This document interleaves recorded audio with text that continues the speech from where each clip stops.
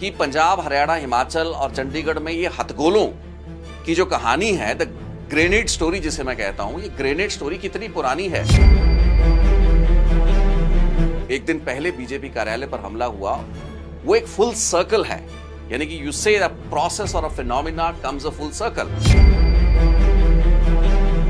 सो एक पूरा circle Chandigarh to Chandigarh sector 10 से सेक्टर 37, लेकिन इसके बीच के जो तकरीबन 15-16 महीने 17 महीने बीते, उन 17 महीनों में हथगोलों के तकरीबन 2.5 दर्जन हमले हुए। सो आरपीजी अटैक्स, आईईडी एक्सप्लोजन्स और हैंड ग्रेनेड, ये 3 अलग अलग माध्यम है, मोड्स है, जिनके जरिए पंजाब में या इन राज्यों में अराजकता फैलाने की कोशिश की जा रही है। पिछले साल 2025 अप्रैल में हैप्पी पशिया को सैक्रामेंटो एफबीआई ने पकड़ लिया। कैश पटेल जो एफबीआई के डायरेक्टर हैं, वो उस ट्वीट को रीट्वीट करते हैं। लेकिन एक साल बाद तकरीबन 26 या 27 मार्च इस साल, यानी कि पिछले हफ्ते जानकारी आई और मैंने एक रिपोर्ट बनाया कि हैप्पी पशिया को कंडीशनल रिलीज पर छोड़ दिया गया है एफबीआई और आइस डिटेंशन, जिसमें वो पिछले 1 साल रहा। सो जितना समय हैप्पी पशिया जेल के अंदर रहा, ये घटनाएं बंद नहीं हुई, क्योंकि और संगठन थे, केजेडएफ था, पीएसए पंजाब सोवरेनिटी अलायंस था, और केएलए पिक्चर में आ चुका था, शहजाद भट्टी वारदातें कर चुका था। पटियाला में जो मॉड्यूल काम कर रहा था, जो हैंडलर थे, पटियाला में बादशाहपुर और दूसरी तरफ हरियाणा में जींद, और यहाँ पर गुरदासपुर पुलिस सिटी स्टेशन और हरियाणा में रानिया। सो ये हमलों में एक सिमिलैरिटी थी। इसके बाद एक और बड़ी घटना हुई। हर ग्रेनेड हमले के 72-48 घंटों के बाद लोग गिरफ्तार हुए हैं, यानी कि वो लोग जिन्होंने हमले किए वो लड़के पकड़े गए। बहुत गरीब घरों के लोग थे, कुछ लोग क्रिमिनल रिकॉर्ड वाले थे, कुछ लोगों के क्रिमिनल रिकॉर्ड्स नहीं थे।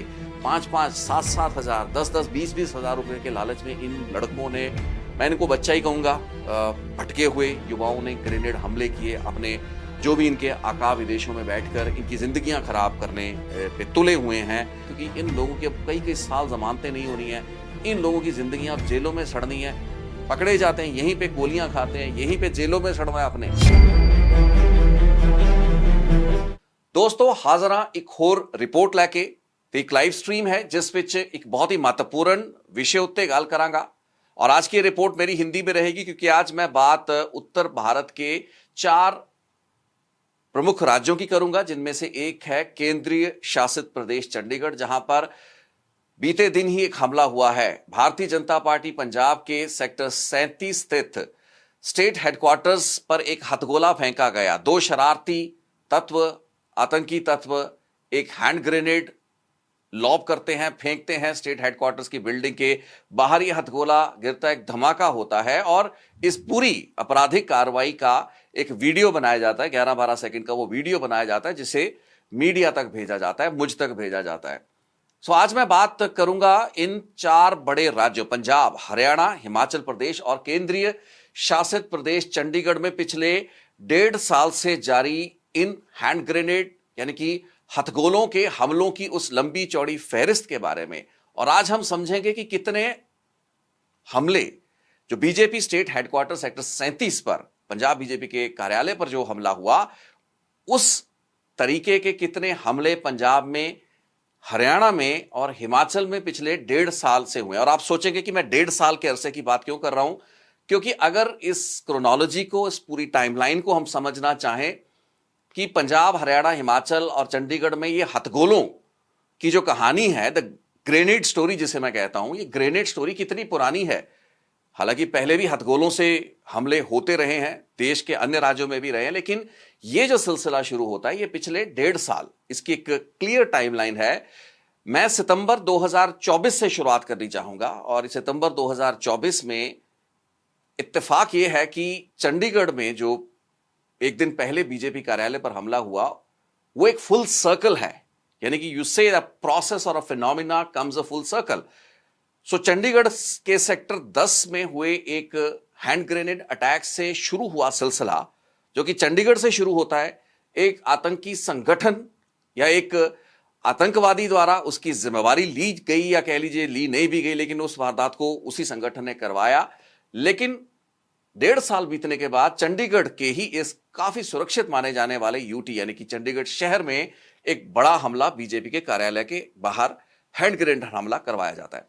सो एक पूरा circle Chandigarh to Chandigarh sector 10 से सेक्टर 37, लेकिन इसके बीच के जो तकरीबन 15-16 महीने या 17 महीने बीते, उन 17 महीनों में हथगोलों के तकरीबन 2.5 दर्जन हमले हुए, जिनमें ज्यादातर हमले पंजाब में हुए। तो पंजाब में कौन कौन से जिलों में ये हमले हुए, सबसे ज्यादा हमले किस जिले में हुए, हरियाणा में कहां कहां ये हमले हुए, हिमाचल प्रदेश में कहां कहां ये हमले हुए, और क्या सिर्फ ग्रेनेड हमले हुए, हथगोलों के हमले हुए या और भी हमले हुए। सो आज हम उन सभी की बात करने जा रहे हैं। सो साथियों, जैसे कि मैंने बताया आपको कि सबसे पहला हमला, मैं ग्रेनेड की बात करूंगा। हालांकि ग्रेनेड से पहले अगर मैं आपको राउंड फिगर देने की कोशिश करूं तो इस वक्त जो मोटी मोटी फिगर है वो ये है कि तकरीबन 2.5 दर्जन ग्रेनेड हमले हो चुके हैं। 4 इंप्रोवाइज्ड एक्सप्लोजिव डिवाइस जिसमें आरडीएक्स का इस्तेमाल किया गया या जेलेटिन रॉड्स के जरिए डेटोनेटर्स लगा के एक्सप्लोजन करने की कोशिशें की गई, वैसे 4 अटेम्प्ट्स हुए, जिनमें से एक अटेम्प्ट कामयाब हुआ और वो अटेम्प्ट हिमाचल प्रदेश नालागढ़ का था। उसकी भी आज बात करेंगे। इसी साल का वो हमला बताया जाता है रिकॉर्डेड है। और इसके अलावा रॉकेट लॉन्चर हमले, आरपीजी अटैक्स जिन्हें कहा जाता है, जो पंजाब में कई साल पहले, लगभग 3-4 साल पहले शुरू हो गए थे, मई 2022 में। सो आरपीजी अटैक्स, आईईडी एक्सप्लोजन्स और हैंड ग्रेनेड, ये 3 अलग अलग माध्यम है, मोड्स हैं, जिनके जरिए पंजाब में या इन राज्यों में अराजकता फैलाने की कोशिश की जा रही है। इसके पीछे आतंकी संगठन है, जिम्मेवारियां कुछ आतंकी संगठनों द्वारा ली गई है। बहुत से केसेस में मल्टीपल आतंकी संगठनों ने भी एक एक वारदात की जिम्मेवारी ली, उसका भी आज की इस रिपोर्ट में जिक्र करेंगे। तो काफी इंपॉर्टेंट रिपोर्ट उस लहजे से मानता हूं, क्योंकि बहुत मर्तबा आप लोग ऐसी घटनाओं के बारे में अखबारों में पढ़ते हैं, टीवी चैनल्स पर देखते हैं, या मेरे इस चैनल से जो लोग जुड़े हैं उन्होंने इन घटनाओं को इंडिविजुअल बेसिस पर, केस टू केस बेसिस पर भी देखा है, समझा है, और उन सभी घटनाओं के बारे में उन्हें बहुत ही विस्तृत जानकारी दी है। तो आज लोग अगर कोई महसूस कर रहा कि पंजाबी में ये रिपोर्ट नहीं बन रही, तो पंजाबी में इस रिपोर्ट को देखने के जो चाहवान हैं उनको लंबी चौड़ी एक लिस्ट है वीडियोस की, जो मेरे इस चैनल पर मिल जाएगी, तो वो उन रिपोर्ट्स को रेफर बैक कर सकते हैं। चंडीगढ़ के सेक्टर 10 से सिलसिला शुरू होकर चंडीगढ़ के सेक्टर 37, 1.5 साल। सो साथियों, जो पहली घटना हुई थी, उस वारदात को बब्बर खालसा इंटरनेशनल के एक एक्टिव ऑपरेटिव, और इसका मैं जिक्र पहले ही कर लेता हूं, हैप्पी पशिया, जो कि वैसे तो अमृतसर जिले से ताल्लुक रखता है, लेकिन अमेरिका में आज से ठीक 1 साल पहले से अप्रैल 7 या 8 को डिटेन किया जाता है, और उसकी जानकारी खुद एफबीआई द्वारा, एफबीआई सैक्रामेंटो ने दी थी। मैंने कुछ दिन पहले एक रिपोर्ट भी बनाई है। सो हैप्पी पशिया काफी देर से कोशिश कर रहा था कि पंजाब पुलिस के एक रिटायर्ड एसपी जसकीरत सिंह चहल को निशाना बनाया जाए। अब जसकीरत सिंह चहल पंजाब के सेवानिवृत्त हो चुके एक एसपी हैं, जो कि शायद 1986 के साल में एक नकोदर में इंसिडेंट हुआ था जिसमें उनकी कोई भूमिका थी। सो उस भूमिका के संदर्भ में उन्हें आज भी टारगेट करने की नीयत के साथ सितंबर 2024 में, इनफैक्ट इससे कुछ महीने पहले कोशिश की गई, लेकिन उस कोशिश को चंडीगढ़ पुलिस ने नाकामयाब कर दिया, या कह लीजिए कि मोहाली और चंडीगढ़ पुलिस ने मिलकर, क्योंकि इंटेलिजेंस खुफिया सूत्रों से जानकारी मिली, इस एसपी के घर के बाहर सेक्टर 10 चंडीगढ़ में रेकी करते हुए कुछ लोगों को काबू किया गया। जब उनसे पकड़कर पूछताछ की गई तो उन्होंने बताया कि जसकीरत सिंह चहल रिटायर्ड एसपी को मारने की वो कोशिश कर रहे थे, उसकी रेकी वगैरह कर रहे थे, लेकिन उस मॉड्यूल को पहले ही पकड़ लिया जाता है। जिसके बाद सितंबर 2024 की वो घटना होती है, जब सेक्टर 10 में एक काफी पॉश इलाका माना जाता है, यहां पर कुछ शरारती हमलावर हैंड ग्रेनेड्स लेकर पहुंचते हैं। एक ऑटो में सवार होकर ये लोग आते हैं, ऑटो रिक्शा वाले को हायर करते हैं। उसके बाद काफी सुरक्षित माने जाने वाले इलाके में हैंड ग्रेनेड्स फेंककर ये लोग उसी ऑटो से वापस निकल जाते हैं, फरार हो जाते हैं, और बसें पकड़ के अपने अपने इलाकों की तरफ चले जाते हैं। और ये बहुत बड़ा हमला था, जिसमें निशाना उसी एसपी जिसको मारने की नीयत के साथ पहले भी, कुछ महीने पहले भी कोशिशें की गई थी, लेकिन नाकामयाब रही थी सारी कोशिशें वो की गई थी, तो उसी को टारगेट किया जाना था। लेकिन इस केस में हुआ ये कि जिस घर की या जिस कोठी की ये लोग रैकी कर रहे थे, रिकग्निशंस कर रहे थे, वो कोठी एसपी जसकीरत चहल की नहीं थी। जहां पर इन शरारती तत्वों को लग रहा था, या उन आतंकी संगठनों के हैंडलर्स, जिनमें से एक था हैप्पी पाशिया, जिसे यह लग रहा था कि एसपी रिटायर्ड इस घर में है, तो इन्होंने उस घर को निशाना बनाया, जबकि वहां पर कोई और व्यक्ति था। गनीमत यह था कि कोई नुकसान नहीं हुआ, और ये जो हैंड ग्रेनेड था उस घर में गिरा और फटा, और उसके बाद पूरा का पूरा मामला सुर्खियां बना, चर्चाओं में पूरा मामला है। लेकिन कुछ ही दिनों में ये हमलावरों को पकड़ लिया जाता है। पंजाब पुलिस की जो internal security, counter intelligence, AGTF जो टीम्स हैं काफी एक्टिव थी उस दौर में, और उन्होंने इन हमलावरों को, जो चंडीगढ़ में दिन दहाड़े एक ग्रेनेड फेंक कर और वारदात कर कर भाग गए थे, उनको पकड़ लिया जाता है। क्योंकि शायद सेक्टर 37 की इस घटना जो एक दिन पहले हुई है उसमें भी होगा, वे एक्सपेक्ट की इन हमलावरों को जल्दी पकड़ लिया जाए। तो यहां से शुरुआत हुई उस ग्रेनेड हमलों के सिलसिले की। लेकिन जैसे मैंने आपको पहले बताया कि rocket launcher, 3 rocket launcher attack हुए हैं, जिनमें से 2 रॉकेट लॉन्चर अटैक तो 2022 में हो गए थे। 2022 मई में, जब मोहाली के जो पंजाब पुलिस की हेडक्वार्टर इंटेलिजेंस जो डिपार्टमेंट है, इंटेलिजेंस खुफिया विंग जिसे कहते हैं, जहां पर इनकी कई स्पेशलाइज्ड जो यूनिट्स हैं, उनके हेडक्वार्टर्स हैं, सीनियर मोस्ट अफसर बैठते हैं, तो वहां पर एक रॉकेट लॉन्चर हमला, आरपीजी अटैक करवाया जाता है। उसके बाद दिसंबर 2022 में एक हमला करवाया जाता है रॉकेट लॉन्चर का, सरहाली तरन तारण जिले के पुलिस स्टेशन को टारगेट किया जाता है। लेकिन इन हमलों को हम थोड़ा सा अलग रखते हैं, क्योंकि सितंबर 2024 के बाद जो कहानी शुरू हुई वो डिफरेंट थी, क्योंकि यहां पर हैंड ग्रेनेड हमले ज्यादा बढ़ने वाले थे और रॉकेट लॉन्चर को भी दोबारा रिवाइव किया जाना था। इसके बाद अजनाला, हम आ जाते हैं अब अक्टूबर नवंबर के महीनों में। अक्टूबर और नवंबर के महीनों में 2024 में ही अजनाला पुलिस स्टेशन, जो कि अमृतसर जिले में पड़ता है, उस पुलिस स्टेशन को आरडीएक्स से उड़ाने की कोशिश की गई और आईईडी, इम्प्रोवाइज्ड एक्सप्लोसिव डिवाइस का इस्तेमाल किया जाना था। कुछ किलो आरडीएक्स को पुलिस थाने के बाहर रखा गया, लेकिन आरडीएक्स डेटोनेट नहीं हो पाया और ये वारदात नहीं हो पाई, और उसके बाद उस थाने में बचाव हो गया। एक बड़ा ये धमाका हो सकता था जिस अनुपात में, जिस हिसाब से आरडीएक्स को प्लांट किया गया था। लेकिन क्योंकि इन आईईडीज को ऑपरेट करने वाले लोग कच्चे थे या उनको इनकी जानकारी कम थी, क्रूड तरीके से आईईडीज को असेंबल करना और उसके बाद धमाकों की कोशिश करना, तो उस नियत के साथ और उस लैक ऑफ स्किल के साथ इन लोगों ने इस वारदात को अंजाम देने की कोशिश की और ये लोग नाकामयाब रहे। लेकिन ये पहली खतरे की घंटी थी कि अब पंजाब में कुछ बड़ा होने वाला है और शुरू होने वाला है। और पंजाब ही नहीं बल्कि पड़ोसी राज्यों हरियाणा और हिमाचल या चंडीगढ़ तक भी इसका सेक पहुंचने वाला। हालांकि चंडीगढ़ में शुरुआत पहले हो चुकी थी, सितंबर 2024 में हो चुका था। ये मैं आपको अक्टूबर नवंबर 2024 की बात बता रहा हूं। और अब ये जो अजनाला वाला इंसिडेंट था, इसके बाद इसी गैंगस्टर और टर्न जो आतंकी है, रेडिकल है, बब्बर खालसा के साथ लिंक्ड है, हैप्पी पाशिया, इसके रिश्तेदारों को, इसकी बहन और इसकी मां, इसकी माता जी हैं जो, उनको पुलिस गिरफ्तार कर लेती है, पुलिस रिटेन कर लेती है। उस अजनाला के पुलिस थाने को आरडीएक्स से, आईईडी से उड़ाने की आपराधिक साजिश के मामले में उनको डिटेन किया जाता है, उनको पुलिस हिरासत में लेती है। जिसके बाद शुरू होता है वो हैंड ग्रेनेड का सिलसिला। सबसे पहले अमृतसर में एक डिफंक्ट पड़ी पुलिस चौकी, गुरबख्श नगर पुलिस चौकी को टारगेट किया जाता है। इसके बाद एक अलग जत्थेबंदी, एक अलग आतंकी संगठन खालिस्तान जिंदाबाद फोर्स, जो कि रंजीत सिंह नीटा की ऑर्गेनाइजेशन है। रंजीत सिंह नीटा पिछले कई दशकों से पाकिस्तान में बताया जाता है, इस वक्त उम्र दराज है रंजीत सिंह नीटा। समय समय पर इनकी ऑडियोज, इनके वॉइस नोट्स और आह्वान अराजकता फैलाने के पंजाब में वो हम अक्सर सुनते रहे, आपसे वो रिपोर्ट्स में वो नाम साझा किया। तो केजेडएफ ने उन्हीं दिनों में, जब गुरबख्श नगर अमृतसर की पुलिस चौकी पर हमला होता है, उसके 2-3 दिन आगे या पीछे नवा शहर में काठगढ़ पुलिस स्टेशन पर एक ग्रेनेड फेंका जाता है और वहां पर ग्रेनेड हमला करने की कोशिश की जाती है। और उसके बाद एक सिलसिला शुरू हो गया।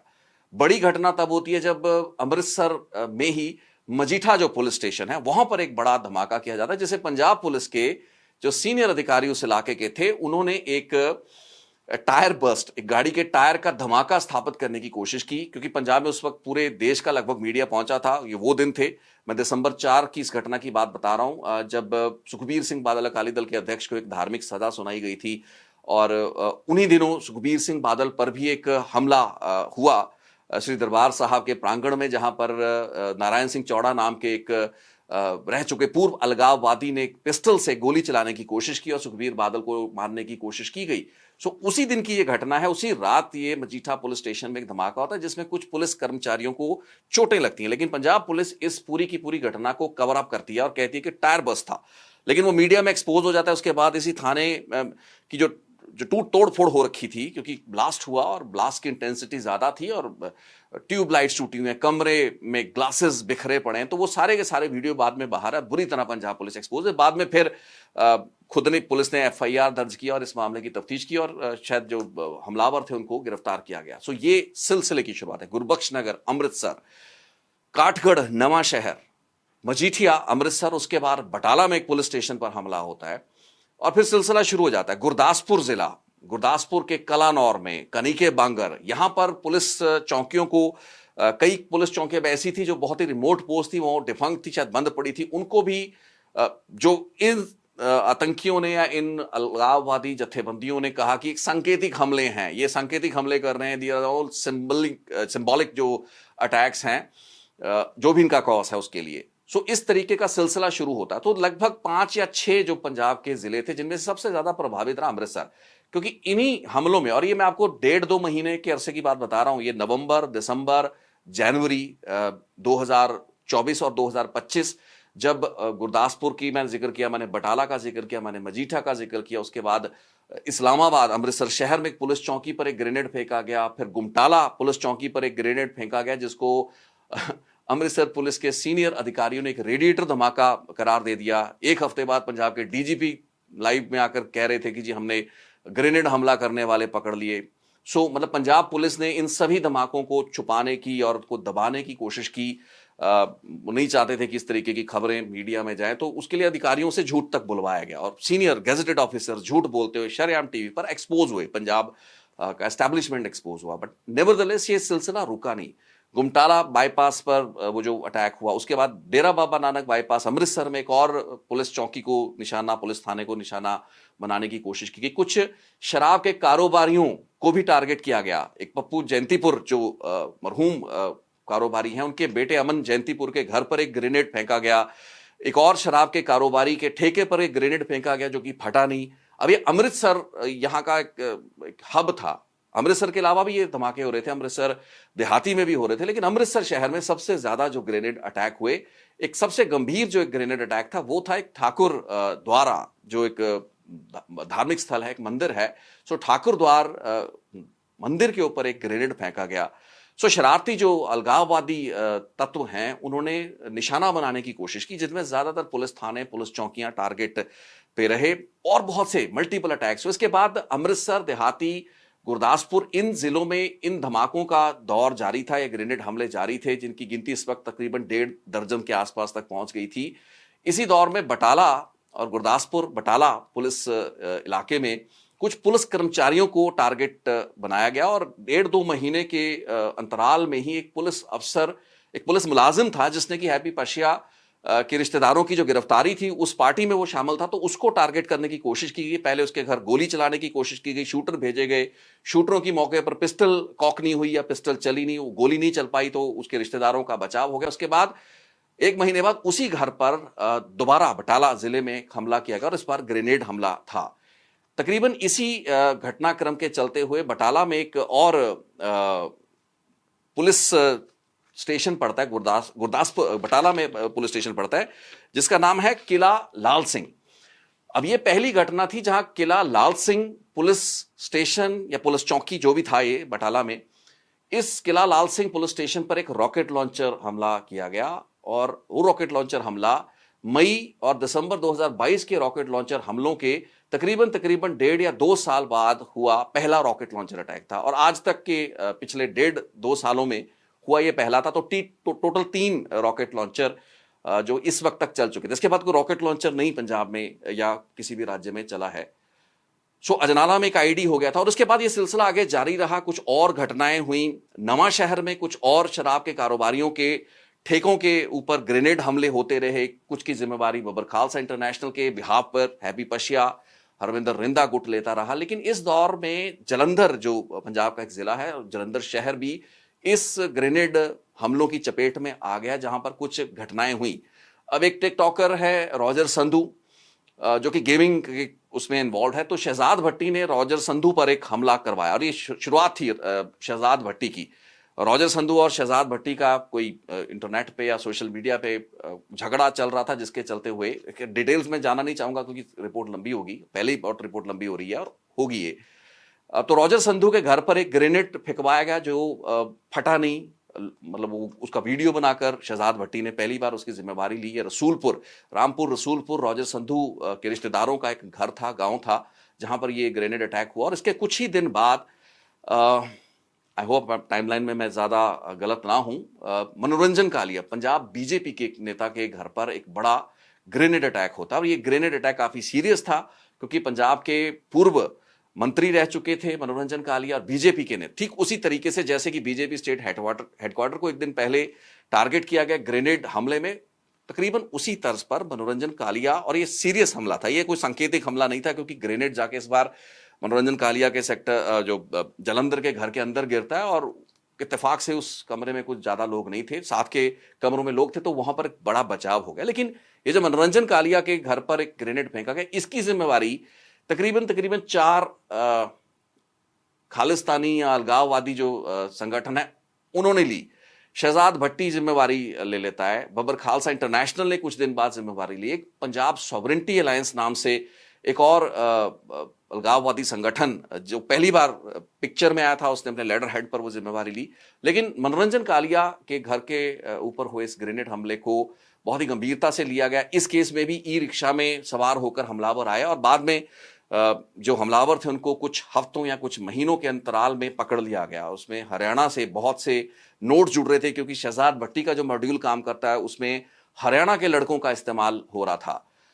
सो ये ग्रेनेड जो थे रुक नहीं रहे थे और इसी दौरान इंप्रोवाइज्ड एक्सप्लोसिव डिवाइस से भी हमले किए जाने की कोशिशें लगातार जारी थी। और अब हुआ है क्या कि ये जो ग्रेनेड अटैक थे इनका दायरा बढ़ने लगा और अब इन्हीं संगठनों द्वारा, चाहे वो बब्बर खालसा था या फिर खालिस्तान लिबरेशन आर्मी नाम के एक संगठन जो कि कुछ महीने पहले ही चर्चा में आया है, इन्होंने हरियाणा और हिमाचल को भी टारगेट करना शुरू किया। और हरियाणा में जींद में एक हमला होता है। इनफैक्ट जलंधर के बाद पटियाला जिला पंजाब का, यहां पर एक ग्रेनेड, शायद बादशाहपुर था गांव या इलाका, जहां पर कि एक ग्रेनेड वहां की पुलिस थाने पर फेंका गया और कुछ ही घंटों के भीतर ये सेम ही मॉड्यूल था, शहजाद भट्टी इसके पीछे था। जींद में एक और हमला होता है। सो जींद में हमला हुआ, पटियाला में हमला हुआ। इसके बाद ये हमले रुके नहीं। हुआ ये कि पिछले साल 2025 अप्रैल में हैप्पी पशिया को सैक्रामेंटो एफबीआई ने पकड़ लिया। तो 8 अप्रैल को एफबीआई सैक्रामेंटो जानकारी देती है। कैश पटेल जो एफबीआई के डायरेक्टर हैं वो उस ट्वीट को रीट्वीट करते हैं। पंजाब के जो डीजीपी हैं वो एक प्रेस बयान जारी करते हैं कि एक बहुत बड़ी कामयाबी पंजाब पुलिस की और सेंट्रल एजेंसीज की रही कि हैप्पी पशिया को पकड़ लिया गया। लेकिन एक साल बाद तकरीबन 26 या 27 मार्च इस साल, यानी कि पिछले हफ्ते जानकारी आई और मैंने एक रिपोर्ट बनाया कि हैप्पी पशिया को कंडीशनल रिलीज पर छोड़ दिया गया है एफबीआई और आइस डिटेंशन, जिसमें वो पिछले 1 साल रहा। सो जितना समय हैप्पी पशिया जेल के अंदर रहा, ये घटनाएं बंद नहीं हुई क्योंकि और संगठन थे, केजेडएफ था, पीएसए पंजाब सॉवरेंटी अलायंस था और केएलए पिक्चर में आ चुका था। शहजाद भट्टी वारदातें कर चुका था। सो शहजाद भट्टी की भी वारदातें लगातार बढ़ रही थी और कुछ लोगों के घरों के बाहर गोलियां चली और हरियाणा में जो उसके जो मॉड्यूल्स थे वो एक्टिव हो चुके थे या उसने सोशल मीडिया की मदद से नए रंगरूटों को, नए रिक्रूट्स को अपने ग्रुप में शामिल कर उनसे वारदातें करवानी शुरू कर दी थी। और इसके बाद एक बड़ी घटना कुछ महीने पहले होती है जिसको फिर छुपाया गया। आज से तकरीबन 4-4.5 महीने पहले 2025 अक्टूबर का महीना रहा अगर मैं गलत नहीं हूं, तो गुरदासपुर सिटी शहर के पुलिस थाने के ऊपर एक ग्रेनेड फेंका गया और वो ग्रेनेड थाने के ऊपर नहीं गिरा, लेकिन कुछ महिलाएं जा रही थी, कुछ लोग जा रहे थे, ये ग्रेनेड उनके पास जाके फटा जिससे कि एक महिला बुरी तरह जख्मी हो गई और जो स्प्लिंटर्स थे उस ग्रेनेड के उस महिला के शरीर के कई हिस्सों में लगे।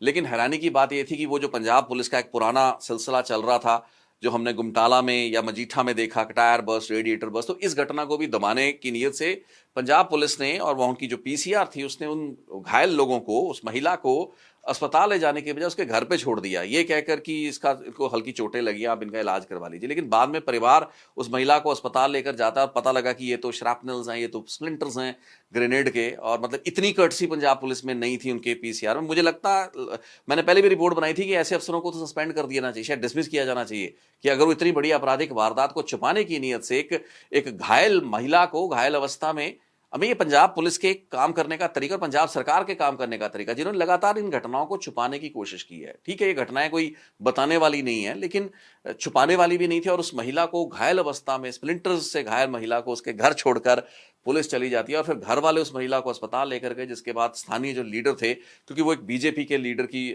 पत्नी थी, तो बीजेपी ने थोड़ा बहुत शोर शराबा किया, जैसे कि पहले भी होता रहा है।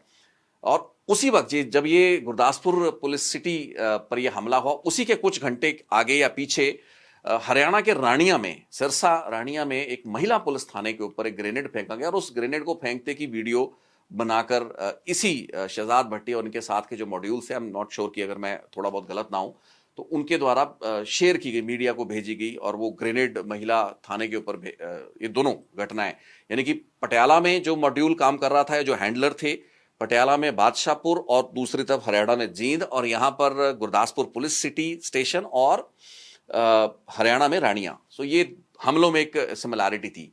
इसके बाद एक और बड़ी घटना हुई, जब घटना हुई नहीं, ये घटना टल गई। अब इसको हम आईईडी कह सकते हैं, नहीं कह सकते, इसके बारे में कोई मैं पक्की बात नहीं कह सकता, लेकिन जेलेटिन स्टिक से एक बड़ा एक्सप्लोजन अंबाला के बलदेव नगर पुलिस थाने पर करने की कोशिश की गई आज से कुछ महीने पहले। लेकिन इससे पहले मैं आपको हिमाचल प्रदेश लेके चलूंगा, या हिमाचल प्रदेश इस साल, यानी कि 2026 जैसे ही साल चढ़ता है, 1 जनवरी 2026 को यह खबर आती है कि हिमाचल प्रदेश के नालागढ़ में एक पुलिस थाने, पुलिस चौकी या थाना, वहां पर एक आईईडी एक्सप्लोजन हुआ। और यह इंप्रोवाइज्ड एक्सप्लोजन डिवाइस था, जिसका मैंने पहले जिक्र भी किया कि पहला आईईडी जो चल पाया, अजनाला अमृतसर में आईईडी विफल रहा।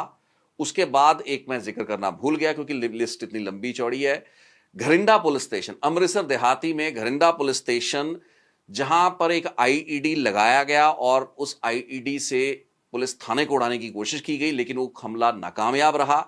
पुलिस को जानकारी मिल गई, एक शायद काउंटर ऑपरेशन चल रहा था, और सारी की सारी जो गतिविधि हो रही थी उस पर पुलिस की नजर थी। तो पुलिस ने उस आईडी धमाके को होने से रोक लिया, और उस आईडी को जब टीम्स वहां से ले गई, अपेरेंटली डिफ्यूज करने के बाद, उसके बाद वो जो आईईडी अमृतसर में माल मंडी, जो state special operation cell Amritsar का एक हब है, उनका एक हेडक्वार्टर है, उनका कंट्रोल सेंटर है, वहां पर जाकर उसको डिफ्यूज करते समय वो आईडी फट जाता है। और उसके बाद एक या दो पुलिस मुलाजिम जो थे उस एक्सप्लोजन में बुरी तरह घायल हुए, उनके हाथ वगैरह काफी सीरियस इंजरीज थी, जिसके बाद उनको चंडीगढ़ के पीजीआई में लाया गया और इस घटना को भी मतलब दबा लिया गया।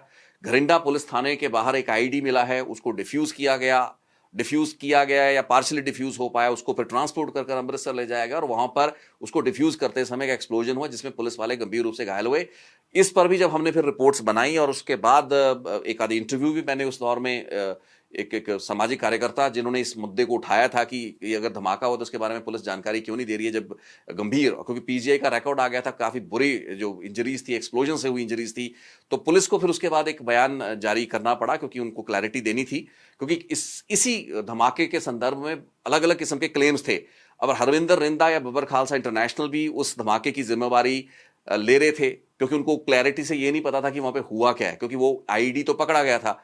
और इसी दौर में जब वो आईडी पकड़ा गया, उस वक्त तक कुछ नहीं हुआ, फिर एक एक्सप्लोजन हुआ जिसके बारे में किसी को कुछ पता नहीं लगा अमृतसर में। लेकिन बाद में जब पीजीआई से घायल पुलिस कर्मचारी का जो बॉम्ब डिस्पोजल स्क्वाड का हिस्सा था, जब उसका रिकॉर्ड सामने आया और हमने उसके बारे में एक रिपोर्ट बनाई, तो उसके बाद फिर पंजाब पुलिस ने खुलासा किया कि ये इस तरीके की घटना थी, ना कि घरिंडा पुलिस स्टेशन पर हुआ हमला, जो कि अलगाववादी जो जितने भी संगठन हैं, पीएसए या बीकेई था, ये क्लेम कर रहे थे कि हमने एक आतंकवादी हमला कर दिया है, जिसकी जानकारी पुलिस सप्रेस कर रही है, जबकि हमला नहीं था, हमला विफल हो गया था। लेकिन डिस्पोज करते समय कई किलोमीटर दूर अमृतसर में यह घटना हुई थी। तो ये दूसरा आईईडी था, जो कि पहला अजनाला अमृतसर हो गया और दूसरा हो गया घरिंडा पुलिस स्टेशन, जो कि आईईडी एक्सप्लोड करने की कोशिशें नाकामयाब रही। वो एक अलग बात है कि एक अलग सिचुएशन और हालात में जाकर आईईडी फटा।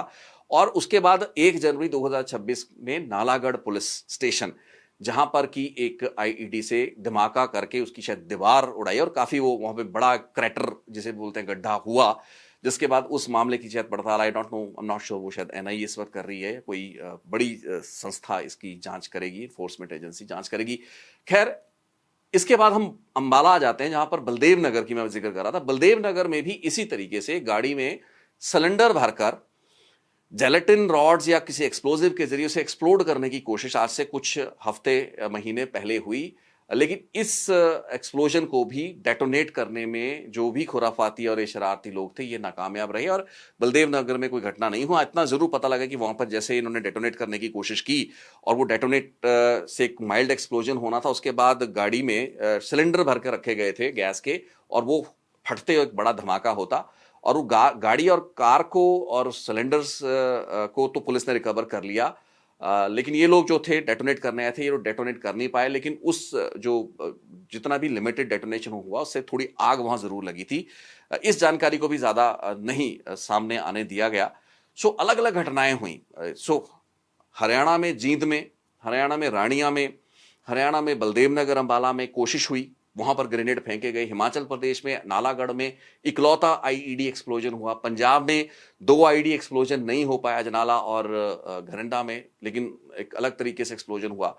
और रॉकेट लॉन्चरों का मैं आपको पहले बता चुका हूं। तो 1.5 साल का अरसा। इसके बाद आज से तकरीबन 3-4 दिन पहले 30 और 31 मार्च की जो मध्य रात्रि इंटरमीडिएट रात थी, एक और हमला होता है। यहां पर भिंडी सैदा करके, अमृतसर देहाती पुलिस जिला है ये, तो यहां पर भिंडी सैदा में जो पुलिस स्टेशन था उसको निशाना बनाया गया और इसका भी बाकायदा एक वीडियो बनाकर इन जो अलगाववादी कह लें या खुराफाती लोग कह लें, शरारती लोग कह लें, इन्होंने 2 ग्रेनेड जो थे वो फेंके। एक ग्रेनेड नजर आया उसमें, लेकिन जब वो धमाके हुए तो उसमें 2 ग्रेनेड फटे। तो 2 ग्रेनेड लॉब किए गए एक और पुलिस स्टेशन के ऊपर। और ये घटना जो 30 और 31 मार्च की मिडनाइट हुई, इसकी जिम्मेवारी खालिस्तान लिबरेशन आर्मी नाम की एक ऑर्गेनाइजेशन ने ली। ये वही केएलए है जिसने कुछ महीने पहले एक जो 2 पंजाब पुलिस के मुलाजमों को मार दिया गया था, एक एएसआई और एक पंजाब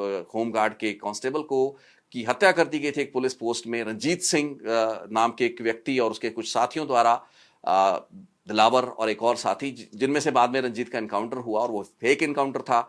सो उस घटनाक्रम और उस घटना के बाद, यानी कि पुलिस कर्मचारियों की हत्या के बाद जो जिम्मेवारी ली थी तो केएलए ने, खालिस्तान लिबरेशन आर्मी ने ली थी। तो उसी केएलए ने ये जो भिंडी सैदा में जो धमाका हुआ 3 दिन पहले, उसकी जिम्मेवारी ली। लेकिन इत्तेफाक ये है कि हैप्पी पशिया पीकेआई का वो एक्टिव हैंडलर ऑपरेटर जो इस सिलसिले की शुरुआत चंडीगढ़ के सेक्टर 10 से करता है, जब रिटायर्ड एसपी जसकीरत चहल को मारने की कोशिश की गई, एक गलत घर समझकर उनका घर, वहां पर एक ग्रेनेड फेंका गया, तो वही हैप्पी पशिया के जेल में आने के बाद ये दोनों घटनाएं हुई हैं। अभी एक इत्तेफाक है, it may just be A coincidence, क्योंकि जिम्मेवारियां ली जा रही हैं। यहाँ पर खालिस्तान लिबरेशन आर्मी ने जिम्मेवारी ली थी, जो भिंडी सैदा में पुलिस थाने पर एक ट्विन डबल ग्रेनेड ब्लास्ट हुआ, धमाका हुआ, अटैक था वो।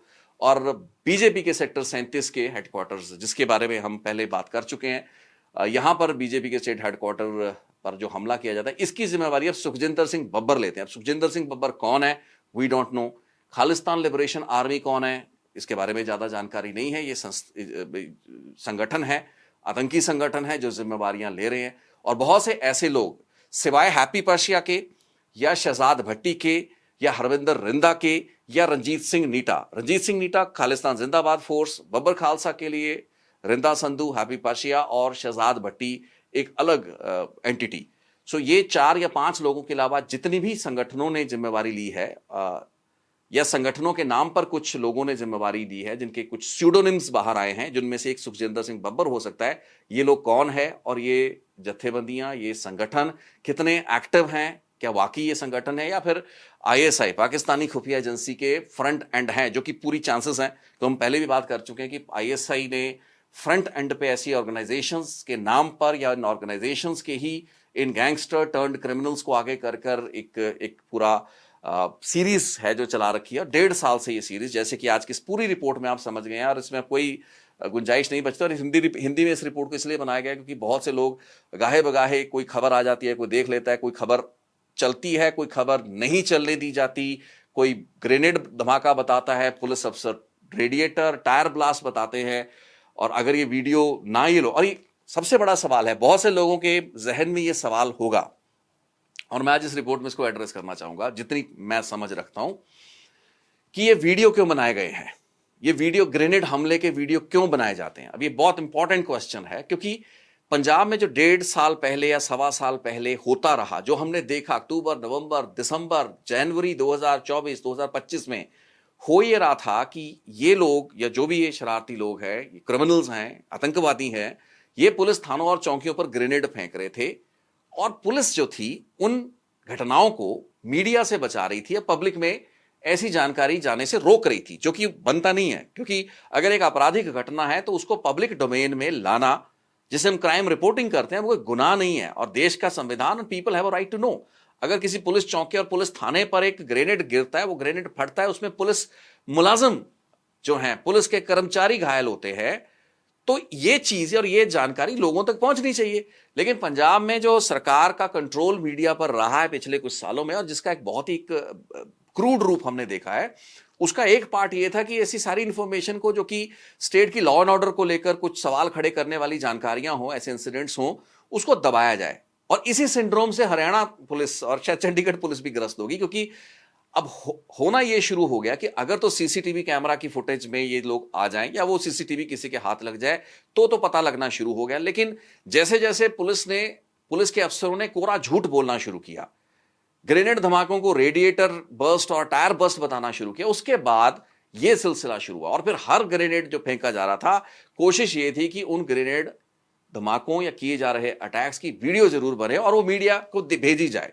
अब मीडिया का चलाना ना चलाना एक अलग सवाल है, लेकिन ये जरूरत और ये नौबत क्यों आई, इसमें इसके लिए जिम्मेवार सरकारों को या पुलिस को मान दो। ये शरारती, ये जो क्रिमिनल लोग हैं, आतंकवादी जो हैं, उनकी अपनी गलती है, वो जो भी कर रहे हैं गलत कर रहे हैं, उसको कोई भी रेटिफाई नहीं करता। लेकिन इन जानकारियों को रोका गया पब्लिक में पहुंचने से, इस पर एक अंकुश लगा, जिसकी वजह से एक नया ट्रेंड और एक नया रिवाज जो कि शायद कहीं होता हो, और उससे सोशल मीडिया पर जब ये वीडियो चले और चैनल्स ने चलाए तो उससे थोड़ी और एम्बैरेसमेंट हुई और फिर ये रिवाज बन गया। क्योंकि हर केस में अब यहां पर वो जो फॉरेन की जो एजेंसी है, चाहे पाकिस्तानी आईएसआई है या जो भी ये संगठन है, क्योंकि बहुत से इनमें से अलगाववादी, जिनमें से रंजीत नीटा एक है, रिंदा संधू एक है, हैप्पी पशिया अमेरिका में, लेकिन रिंदा संधू नीटा पाकिस्तान में बैठे हैं, बहुत से हैंडलर पाकिस्तान में बैठे होंगे।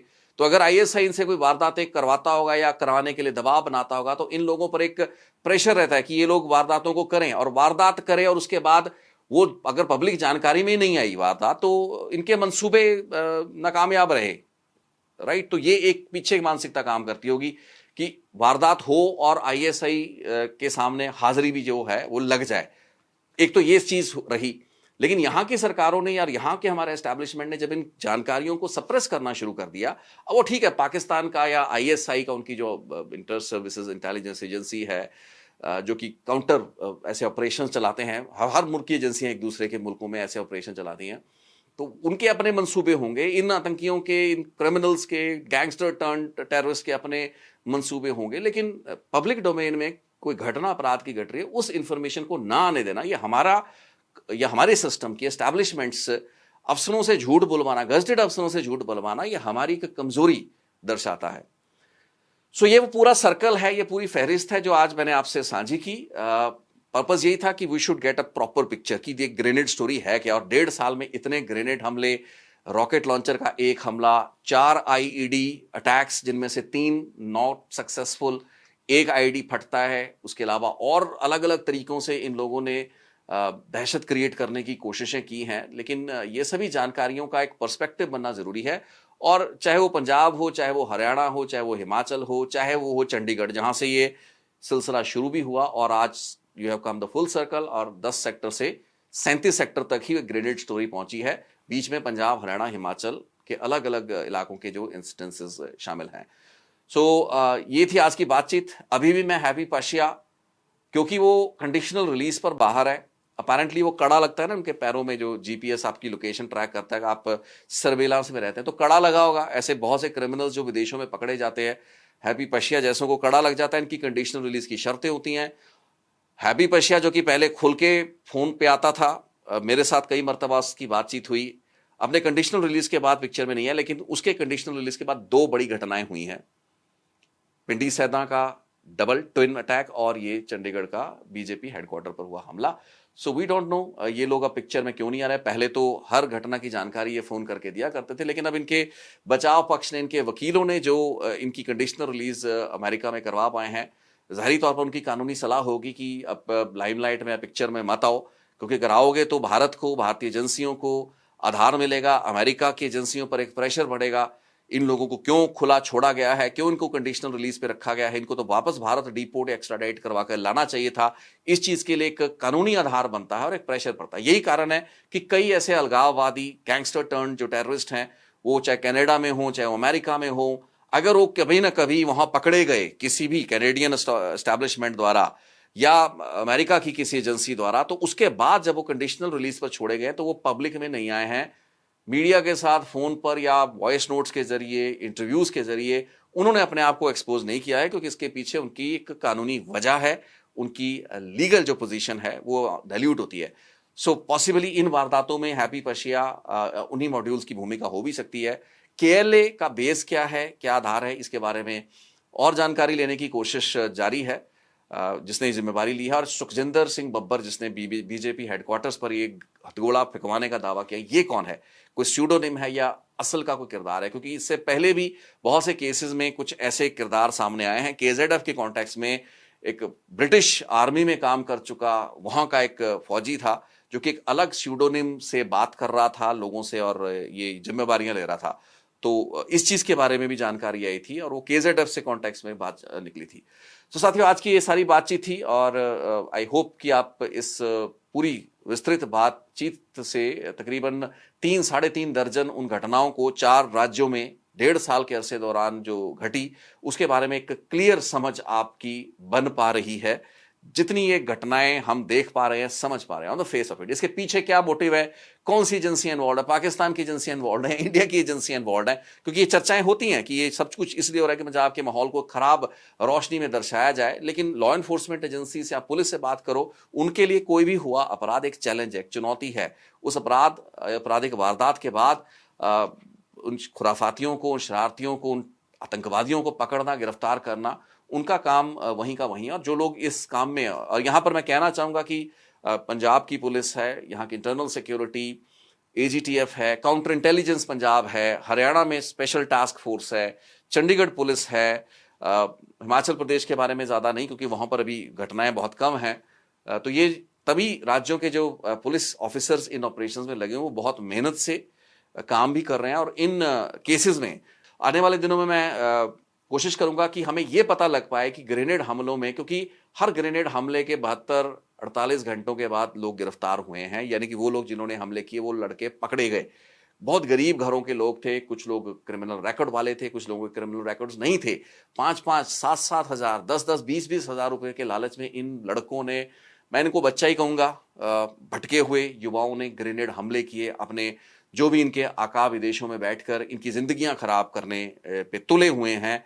यूएपीए के मुकदमे इन पे साथियों दर्ज हो चुके हैं, जिसका मतलब इनको कई कई साल तक जिस गुर्बत से निकलना चाहते होंगे, 5-7-10 हजार रुपए के पीछे कोई हथगोला फेंकवा कर ये जो वारदात करना चाहते होंगे, उस गुर्बत में इनके और उनके परिवारों को अब और झुकता हुआ हम देखेंगे, क्योंकि इन लोगों की अब कई कई साल जमानतें नहीं होनी है, इन लोगों की जिंदगियां अब जेलों में सड़नी है।